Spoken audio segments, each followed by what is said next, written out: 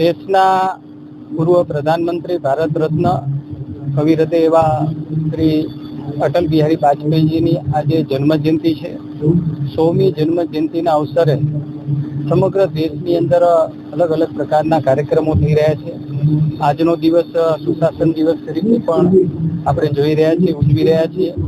અને જ્યારે અટલજી એક કવિ હૃદય હતા, એમના માનમાં દર વર્ષે કાવ્યાંજલિનો કાર્યક્રમ કચ્છની અંદર ભુજ મધ્યે અમે કરીએ છીએ. આજે પણ એક ભવ્ય અટલજીની યાદમાં કાવ્યાંજલિનો કાર્યક્રમ અને સંમેલન આજે કર્યું છે, જેમાં રાષ્ટ્રીય કવિ શશિકાંત યાદવ, કવિતા તિવારીજી, હિમાંશુ બણવર અને સાથે આપણા સ્થાનિક જે કવિઓ છે પબુભાઈ ગઢવી, મદનકુમાર અંજારિયા અને જયંતિભાઈ જોશી સબાબ, આ સૌ મિત્રો આજે અટલજીને યાદ કરીને પોતાની કવિતાઓ આજે અહીંયા પ્રસ્તુત કરશે.